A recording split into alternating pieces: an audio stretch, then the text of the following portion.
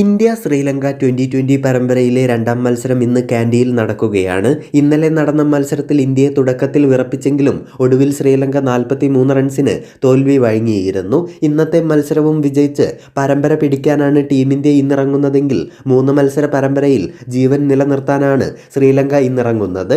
ആദ്യ മത്സരത്തിൽ ടീം ഇന്ത്യക്കായി ബാറ്റിംഗിൽ മിന്നിയത് നായകൻ സൂര്യകുമാർ യാദവും യശസ്വി ജയ്സ്വാളും ശുഭ്മാൻ ഗില്ലും ഋഷഭ് പന്തുമായിരുന്നു. ഋഷഭ് പന്ത് തുടക്കത്തിൽ താളം കണ്ടെത്താൻ പാടുപെട്ടെങ്കിലും ഇന്നിംഗ്സിനൊടുവിൽ ടീം ഇന്ത്യയെ 200 എന്ന സ്കോർ കടത്തുന്നതിൽ നിർണായക പങ്ക് തന്നെ വഹിച്ചിരുന്നു.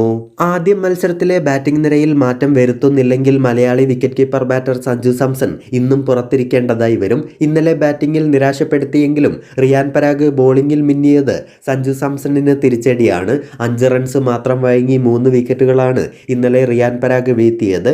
ഓൾറൗണ്ട് മികവ് കൂടി കണക്കിലെടുത്ത് റിയാൻ പരാഗിനെ ഇന്നും വീണ്ടും കളിപ്പിച്ചാൽ സഞ്ജു സാംസണും ശിവൻ ദുബെയും ഇന്നും പുറത്തിരിക്കേണ്ടതായി വരും. ഇന്നലെ തുടക്കത്തിൽ തപ്പിത്തടഞ്ഞെങ്കിലും ഒടുവിൽ 49 റൺസ് അടിച്ച ഋഷഭ് പന്തിനും ഇന്ന് ടീമിൽ സ്ഥാനം ഉറപ്പ് തന്നെ.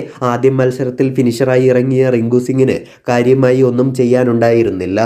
ടീം ഇന്ത്യയുടെ ബോളിംഗ് ഡിപ്പാർട്ട്മെന്റ് നിരയിലും കാര്യമായ മാറ്റങ്ങൾക്ക് സാധ്യതയില്ല എന്ന് തന്നെ പറയാം. ഹാർദിക് പാണ്ഡ്യ ബാറ്റിംഗിലും ബോളിംഗിലും നിരാശപ്പെടുത്തിയെങ്കിലും ഇന്നത്തെ മത്സരത്തിലും ടീമിൽ തുടരുമെന്നുറപ്പാണ്. പേസർമാരായി അർഷദീപ് സിംഗും മുഹമ്മദ് സിറാജും തുടരുമ്പോൾ ഖലീൽ അഹമ്മദിന് പ്ലേയിങ് 11-ൽ നിന്ന് പുറത്തിരിക്കേണ്ടതായി വരും.